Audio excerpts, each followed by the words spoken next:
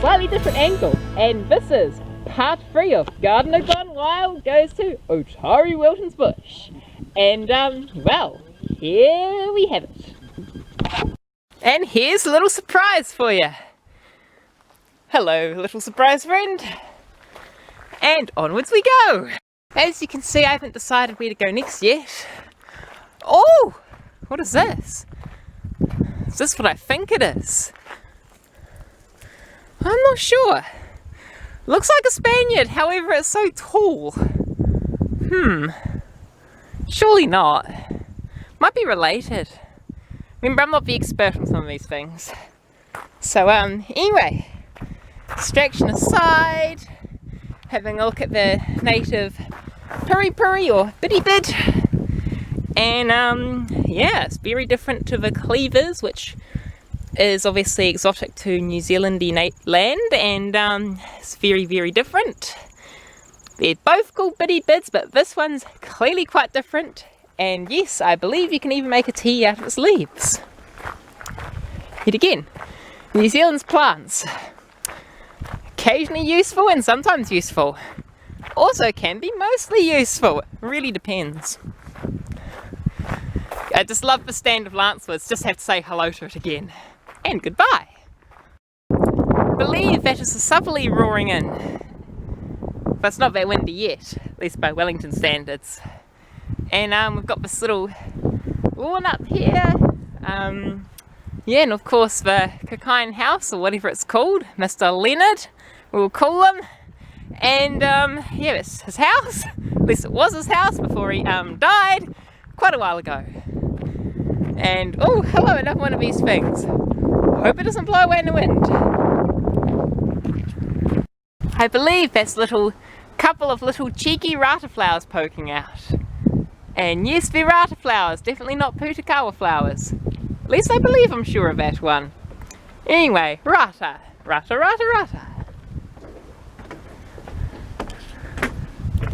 Now, you know I'm famous for doing series on composts and all that kind of good stuff. And down here, well, let's face it, they've got it pretty well down pat. They separate and have a difference between mulch and compost, and they sum it up quite well. Pretty much something along the lines of mulch is organic matter that hasn't fully decomposed yet and can be applied on the surface of the soil to help, retain moisture and keep away weeds. And compost is left to decompose, more fully, that's so grammatically incorrect, is basically, left to decompose almost completely and adds, humus, and it's pretty much the plan is to break it down into humus pretty much, which means there's plenty of nutrients that get released, and yeah, it's obviously great for the soil. In fact, humus is basically pretty much the perfect soil. So yeah, humus, not hummus. Hummus, I haven't tried growing anything in hummus, mainly because I prefer eating hummus. As hummus is a good food, has a good protein, and is excellent for plant munchers. I mean, if you thought you liked all sorts of dairy type spreads, have your hummus and you will notice the tasty difference. And we're able to buy hummus in big 1 kg packs, so well, that is excellent for the plant muncher. That's all I can say. God, this lawn looks perfect! Oops. Except it's rather damp feeling. I don't think I'll be rolling on it today. This nice little foresty glade. And look at how beautiful these carved poles look. I mean, you carve the pole and you have all these little critters. And you give them that painty colory stuff. And it just looks amazing. Hello, poles. Oh, we're in the fernery. Fernery. And see these climbing ferns? I've got some pretty good specimens of those. And ferns below, and ferns growing up as trees. I haven't actually been down this section. This is cool. It's not overly, intrepid, but still, Oh, I like this. So I was saying about the, roots around the stem. well, normal stem root bundle. I'm sure there's some explanation for this, but to be honest, I have no clue. Or except it might be grafted actually, because a tree fern typically does not go from one stem to 2 stems. So I seriously believe this is a special, unique, grafted, or otherwise some special kind of sport of growth basically. So well, that's just amazing. That is just actually astonishing. Look, moving back. That is crazy. It's like the moa tree looking at it, or a camel. Ooh, berries. I wonder what kind of berries these are. I wonder if they're just someone's thrown away capsicums. Huh. Huh. It could be tawa. I'm not sure. Really weird looking berries. Just casually at the bottom of the forest. Oh, and there's another one of these funny little hello dudes.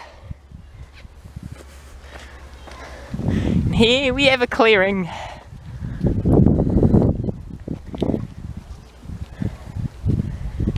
Oh, and there's more art. I do like sculptures in the middle of a forest. I mean, sculptures are okay as they are, but they take such an amazing meaning when they're plopped in the middle of a forest like this. Even if they're just such simple yet complex carvings. So anyway, this is apparently the native trail. What does that sign say? Oh, it's more native trail. I might go that way, just cause. Just cause lettuce. And I think I hear children further up, so I'd rather not go by the children. And just continue along.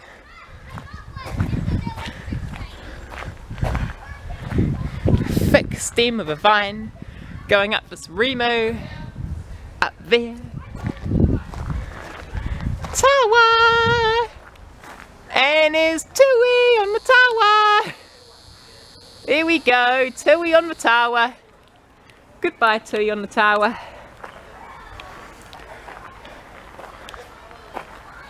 Oh, this is the northern New Zealand forest. Here's a karaka tree that is from northern New Zealand, however grows so well in this part of New Zealand, along with, yes, the Chatham Islands. If you don't know where they are, search them up. And yeah, so that's where karakas grow, but whoops, I'm looking at something else here.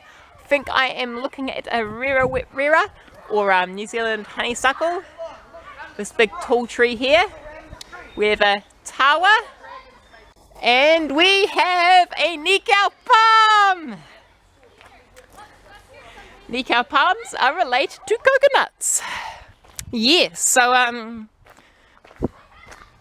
that means that you can actually use the you know, that sort of heart, you know, it's growing, as a food source if you're very desperate. However, that will instantly kill off a tree, and I genuinely do not advise that.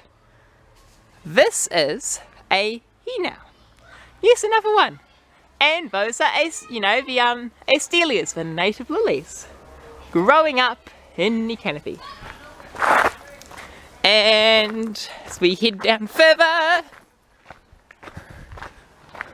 oh, here we have what I like to call the cork tree, or whau, as it is known as Maori. I don't think that's actually how it's pronounced. It whau, anyway, W-H, 2 more letters after that. Anyway, Wilton's bush. Yeah. Well, there we go. And that's basically sums up the story of Otari-Wilton's bush. Who would have thought? Okay. There we have it, and hey, that takes us back down to the waterfall we were at earlier. This is interesting. I think I must have a look at my map. So this is what it looks like, heading towards the waterfall.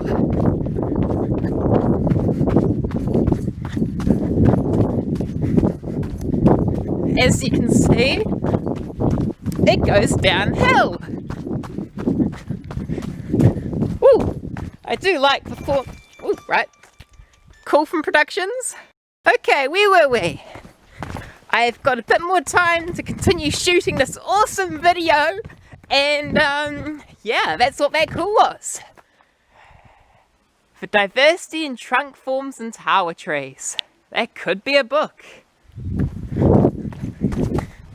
But then again, do I look like the author type? And then, am I the author type with my funky hair? Which hopefully I'll cut off soon, so you don't have to see the styly look. So, where were we? This is a good vantage point of that rimu. Except it probably doesn't look so great on camera, it just looks like a silhouette.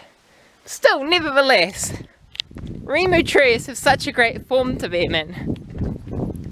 I've never really seen them like that before, so it's great that you can do it here. No Otari-Wilton's bush.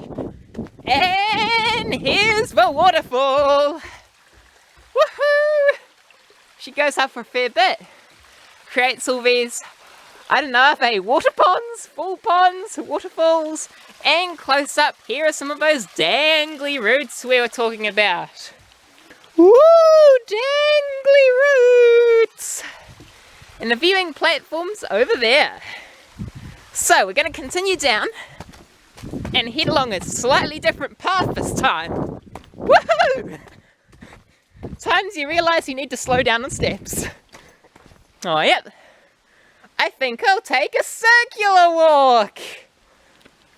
A circular walk. I mean, are we referring to circles? Are we referring to junk mail? What are we referring to?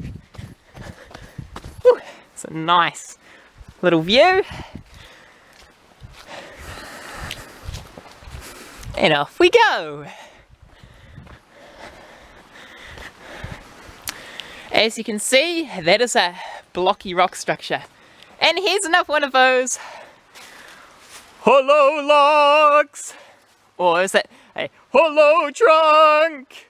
Or is it just a hole in the log? Okay. Thought we'd say goodbye to those funny voice effects, but sometimes you just have to pull them out. Because you can! Anyway, we're heading towards another signpost. What is it going to tell us? Circular walk. Let's just continue then. I have to film this. It's another one of these good downhill.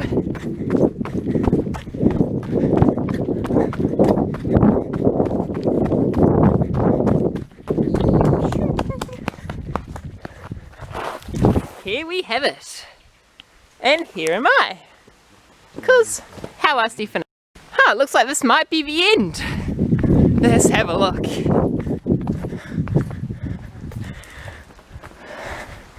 Yeah, this is the end of the bush. Where there's a private no entry sign and a no parking turnaround area. I guess that is the vehicle walk, which we won't be doing today. We're going to go back and do the circular walk.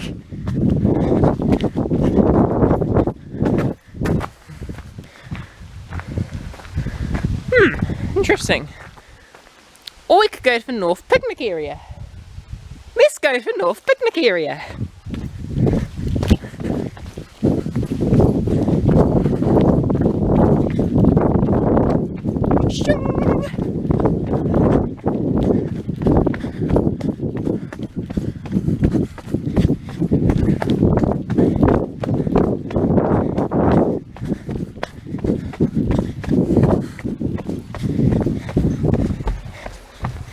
Yet another Kauri stream bridge.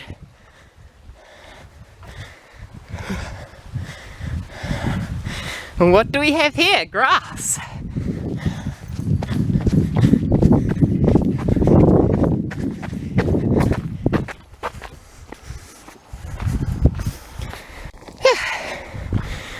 Collection of different flags for M10X. And well, Well, that wasn't that far away. This is it. This is the northern picnic ground. There's these flaxes, various different varieties, and of course, different varieties of different characteristics. Whether that is height, shape, colour, or how good their fibres are for weaving. Because after all, flax was a traditional weaving plant and essential to the economy. Well, not that it was really an economy, and you know, different kind of economy, of course. In the pre-European times, it wasn't one of these economies which is revolved around people working, buying heaps, and then just consuming. I mean, I'm not for consumerism. I am not a consumerist. Consumerism is bad. Plant munching is good. And that shows us where we are today. Remember how I've said in the past that nature abhors vacuum? Look at this flax growing on this pipe. Let nature do the talking. We have a ribbonwood that appears to be growing horizontally. However, that is just a branch of a not terribly much bigger tree. As you can see, some trees thrive by the waterside, like this particular kahikatea, which of course loves that kind of environment. So good on your kahikatea. That's why I like kahikateas. That's an official stance. Gardener Gone Wild likes kahikateas. After all, we can't ignore these kahikateas over here. So we're back to the circular walk, and at some stage I must visit Trellisig Park, for that place is cool as well. Though not as cool as here. Here just takes the cake. Like here is, I don't know, the cake forest. Anyway, better stop these silly jokes and proceed onwards. Onwards and circular walk upwards. Or downwards. But we can't go down much more, for we will drown. Proceeding onwards. This is what happens when the centre of a tree rots and splits open and falls down. And yes, it's hollow as well. The magic of having a damp environment. The best place for fungi to grow. Just see the worn away eroded rock in the Kauri stream. I believe this is the end of the circular walk. So now it tells me to go to the waterfall, which would end the circle. However, I've already been there several times. And yeah, takes you back to the native botanic gardens, which we only had a quick look at. Oh, I found a pebble! If I grab this pebble, it doesn't say where it's from, but I can place it somewhere else. And someone else will find it. And who knows how far these pebbles can go. Anyway, we're back to where we were, the red trail. And well, my camera battery's running low, so I believe this is the end. That was The Wild Gardener. And I hope you enjoyed this episode.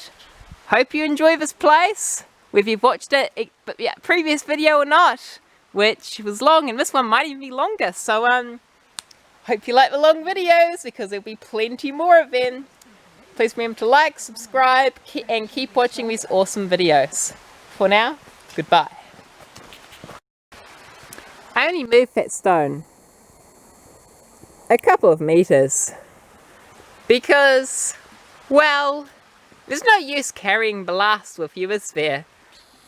I do that most of the time, but generally with interesting rock formations.